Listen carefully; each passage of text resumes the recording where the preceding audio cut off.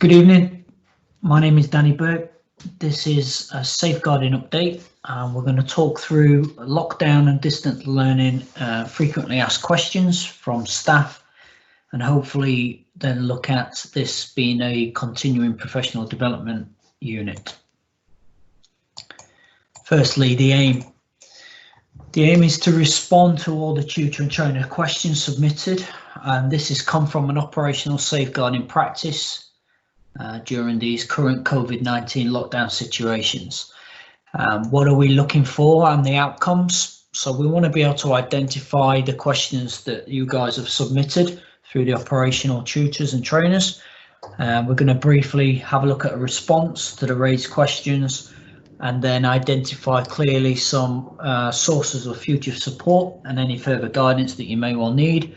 And at the end, I'll identify how, if needed, you can get your additional questions to me. So firstly, just a quick prelude to the next 9 questions. Hopefully it'll be about 20 minutes or so. As we are aware from our safeguarding training, CPD in this area, this includes prevent and obviously anti-radicalisation and the wellbeing training standards that we practice and abide to, and we make sure that these are implemented, are robust and constant. But like anything, it's as individual as the people who are involved, really.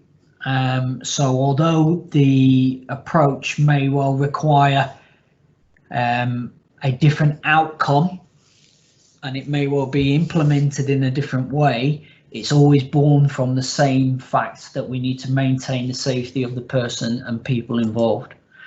Ultimately, we are to safeguard the health of our candidates and employees through intervening and reporting as appropriate. Okay, and this refers back to the policy which you can find on Padlet. You've signed up against on People HR, or if alternatively, if you can't get it there, then look in your link for your staff handbook. Okay. So in no particular order as they were submitted into me, like I say, there was 9 questions that we've pulled together. The first one: if someone is not eating as they have no money, is this a safeguarding issue? Yes, it is. Ultimately, if that continues, then they are only going to get worse. They are not going to improve. What severity and the urgency does play a key part to that, and it will also play a part in how you react to that situation.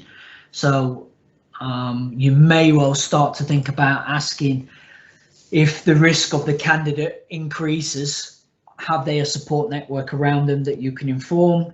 If not, who do you go to? If they are looking at being under the ages of 18, then it's the social services. Are they involved? If they are over the ages of 18, then can we refer them to local food banks, to different charities, maybe even to the local authority again?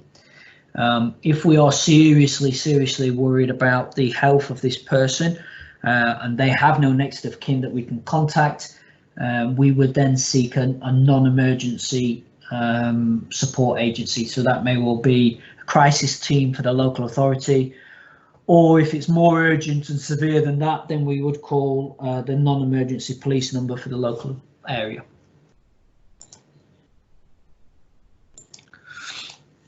Question 2. So this one's come in: if a learner is suffering poor mental health, what can be done? It's quite a vague question, quite an overarching question, but I think the key thing is we need to try and identify the positive constant. Okay, so what I mean by that is getting to know that person a little bit more, and what in and around them and their situation is positive, no matter how big or small it may well be, that is constantly there. And can we pinpoint that at any conversation that we have, so we are constantly referring back to a positive that's there. This cannot be you as an individual. Remember this though, you cannot be the positive constant. We need to make sure that they're aware that SSG, although we want to be, is not always going to be available to them. They are going to move forward, they are going to progress in their life, they are seeking more positives on their journey. So they need sustainable solutions, something that is going to be in place when we can't be there. Okay, what that may well be, again, it's down to that individual situation, the relationship that you build with them to try and find that out. So completing your usual amazing support, making sure that you follow up on conversations. The Wellbeing Wednesdays are fantastic. They really do structure things, none more so when things are going well. You get to know them and you know when they are in a good place and their mental health is good. When they start to tear down and go into the vulnerable area of their mental health, then that's going to become more obvious to you because you've seen them when they're in a good place. Identify the best route and the support. Well, this is the GP. When we're talking about poor mental health, we are not talking about somebody who is in crisis or is diagnosed with a medical condition such as depression. We're talking about somebody who is having a couple or series of bad runs, bad days, bad moments, and they are feeling like their mood is quite low. Then we want to be directing them to professionals that can make those judgment calls against them. Okay, if they don't want to speak to a GP or they don't feel that they're at that point, then we need to direct them towards other support services. So it may well be that they want to go online and source out some of our links to mental health, which are quite geared around well-being, and that can support them to self-educate, and they can also support them with some ideas around how they can put a few things in place which will help their health to improve, especially around their mental feelings and their emotions. Question 3 then. We are remote and can't see them. Well, unfortunately, there are different signals, and are there different signals that we may show as safeguarding issue? Not really. Unfortunately, they will originate from the same sources. So you may only be aware through a slightly different method. So maybe looking at the non-attendance or not answering or returning your communication. It may be that a key discussion that you've had recently and there's been a change in the use of the language or a terminology that they've started to use. Maybe it is obvious and you start to see a change in engagement when you are with them, as in on a virtual platform. They're quiet rather than chatty, or the opposite. We need to remember that we can only support them when we know what's going on or we know that there is an issue. Okay, so if we're unable to complete wellbeing checks, then this should be a concern to you. So if they're not around for the Wellbeing Wednesday, this should flag as a concern straight away. Okay, let's not forget, guys, that are they previously known to us? And if so, can you look left and right to your colleagues? Can you look back on notes? Is there a history of behaviour which fluctuates up and down?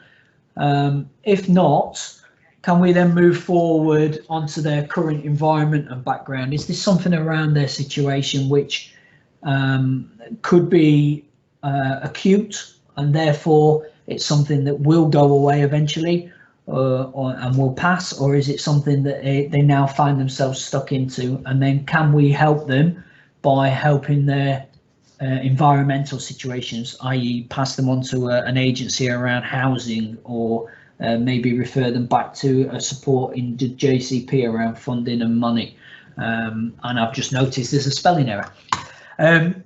We also need to, as always with SSGs, build that trusted relationship really, really quickly. Okay, so when there is sun, mate, hey, we need to make sure that we get a good understanding of them when they're in a good place. So if they start to show different signals and signs, we know whether it's just a blip, they're in a low mood, their mental health is a little bit unhealthy at the moment, or whether we should be considering it to be a little bit more serious than that and they are vulnerable.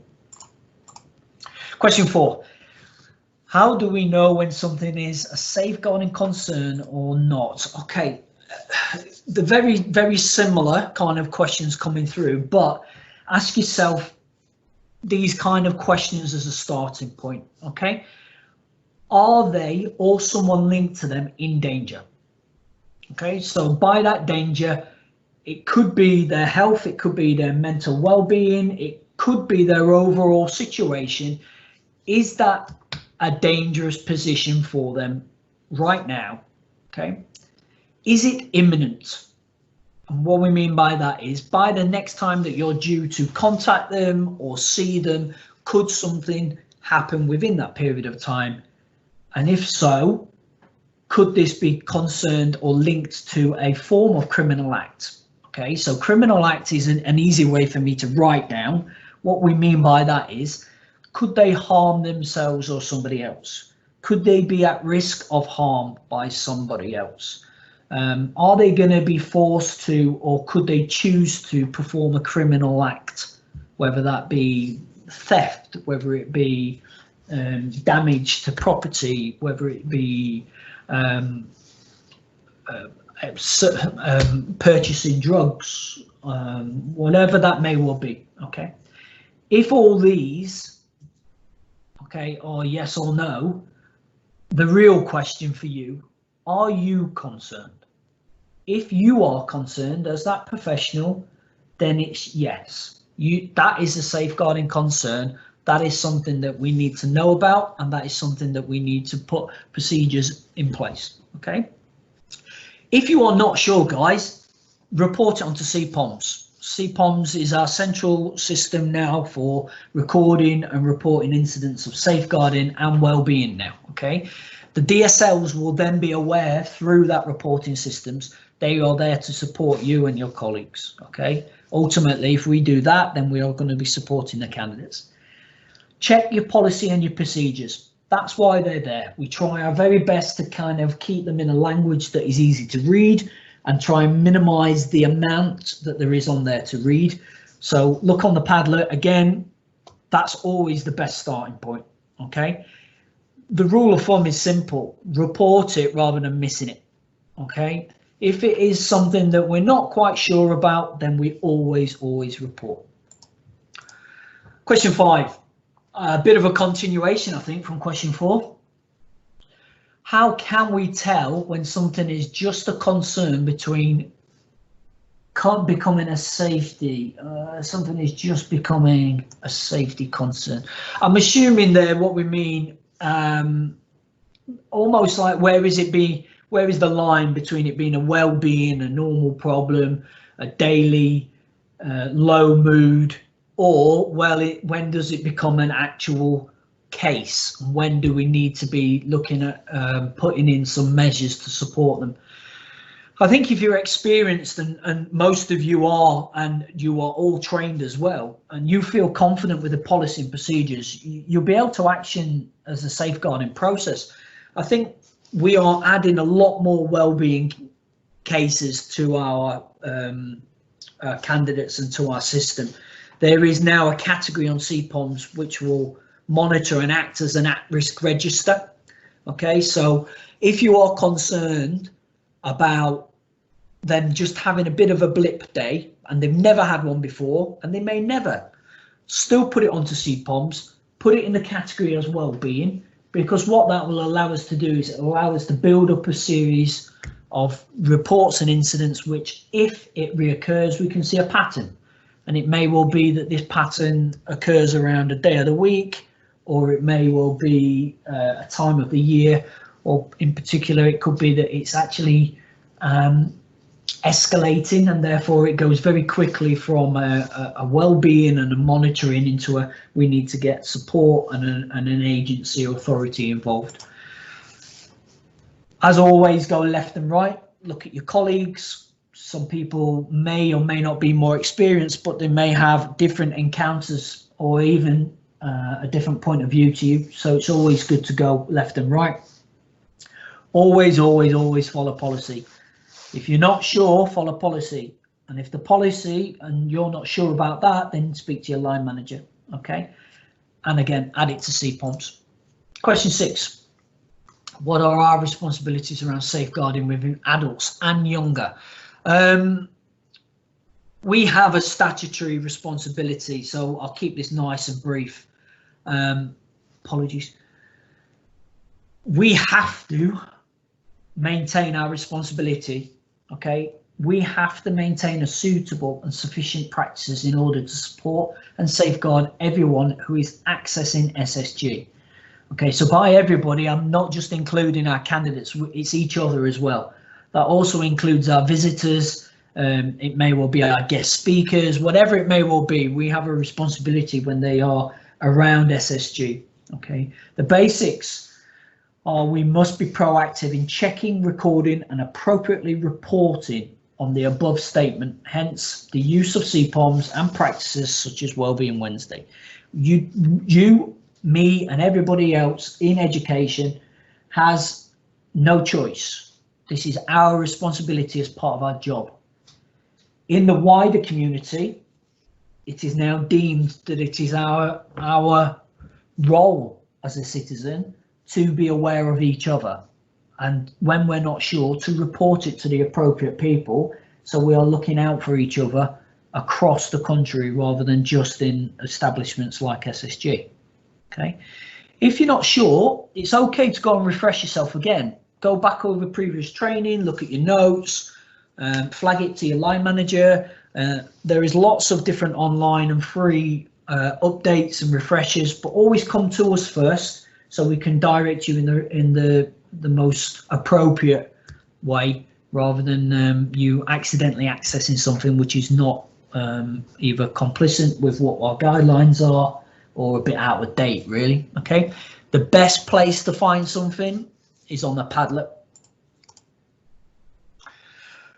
Okay, I'll read this word for word. This one's a long question. Number 7. One student was due to start college in September and was motivated by that. Okay. With the current situation, he has lost all confidence and virtually stays in his room all day. His mum is concerned about what she can do to get him ready for the new date should it happen, and is worried that depression or anxiety will consume him. Note, he cannot use the phone and his IT skills are poor. Okay, well, an initial response really is this is a statement rather than a question, and quite a specific one, but we'll answer it anyway. The uncertainty of what everybody is going through right now in lockdown, not to mention being a teenager and everything, the uncertainty around that age as well, causes people varying degrees of anxiety.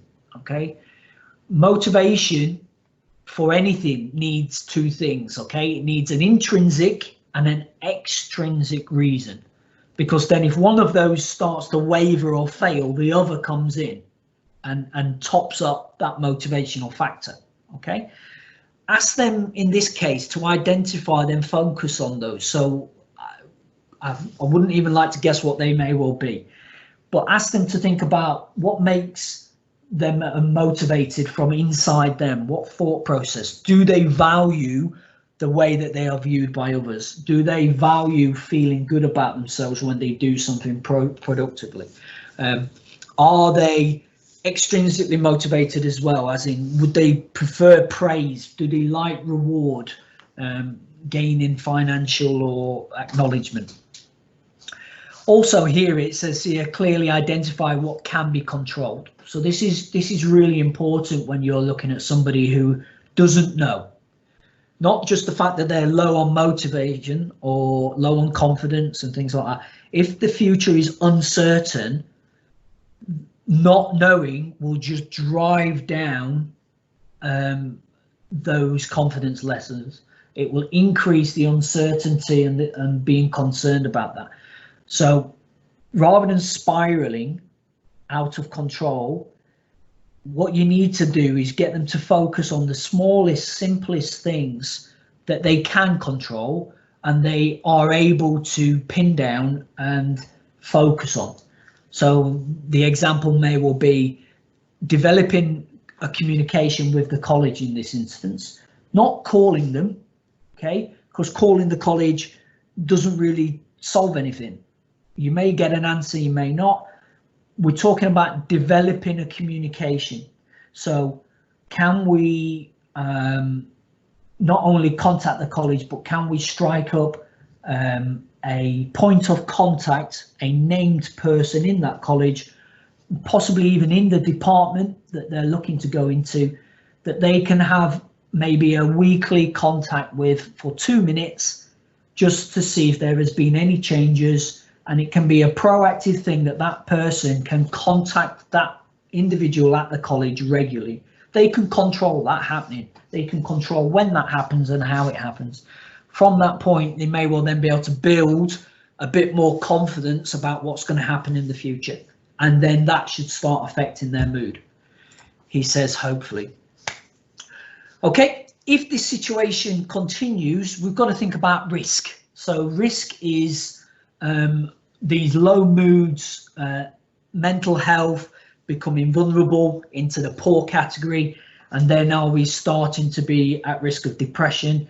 Therefore, are we talking to parent, think it's mum in this case, are we advising her to go and seek advice from doctors or other authorities?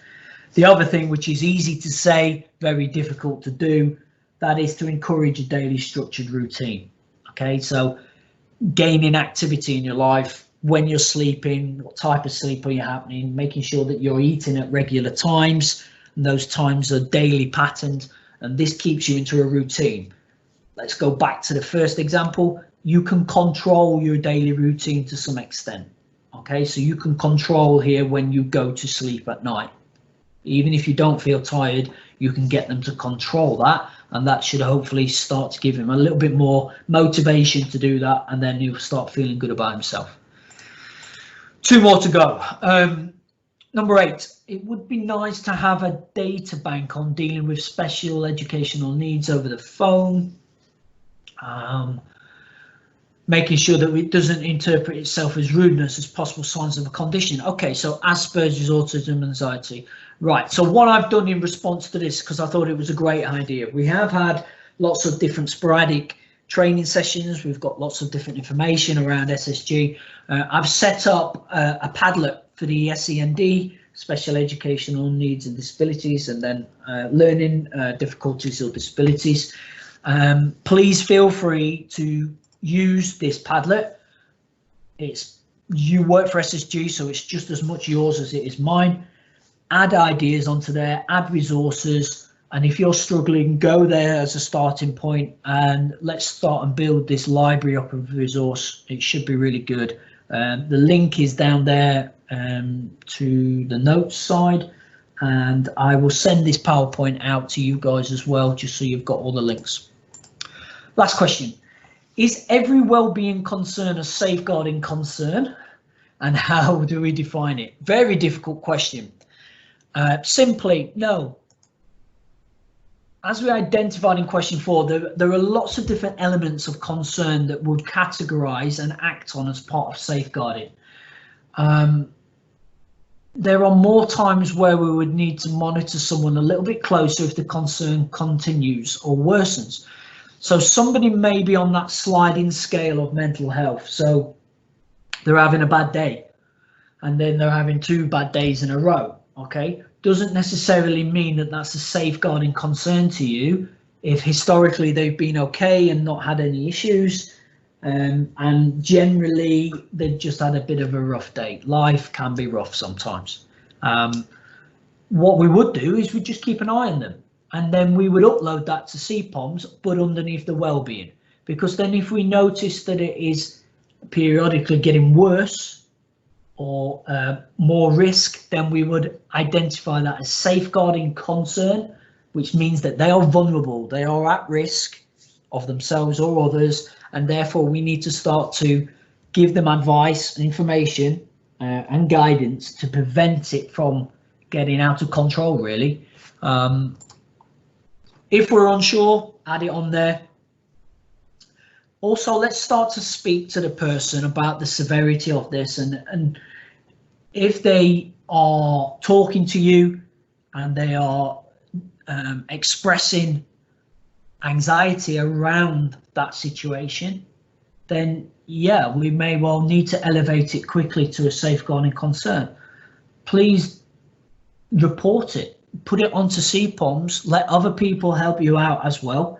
We will look and review those as CPOMs does. It identifies every single incident that comes in, and we can help categorize that, monitor it, and generate support as best see fit. Okay. So thank you for the questions. just 3 things really I want to identify here about further supports and guidance. Remember here then, guys, that we have got a Padlet set up, which is a library of resources, of information, guidance, advice. And again, the link is on there for you to access. It is extremely well populated by you guys as it comes up. And as we are looking here, we can see that there is several columns. And in those columns, you scroll down and there are different links to different elements, whether it be policies, documents, procedures, whether it be pre-16, whether it be post-18, even down to archive documents for you to refresh through. So that's always a good point of reference for you to go to. The same for the SEND and LDD. Okay, so just bring that one up quickly. I've started to categorize here. I'll pop one in there for the autism. I think Jenna popped it in there. Dyscalculia, dyslexia, Asperger's, ADHD, and then anything general. And all you would do is add your resource to there, and we will add that now as a central location for you to visit. Second one, contact your service area manager. Okay, they are also your DSL. Okay, that is the part of their job role, is to be at that level for safeguarding.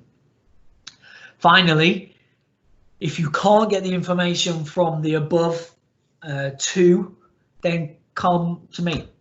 Okay, please just be aware that if you do come to me, don't take offense if I ask if you have been to the Padlet, and please don't take offense if I've said, have you gone to your DSL and your contact manager?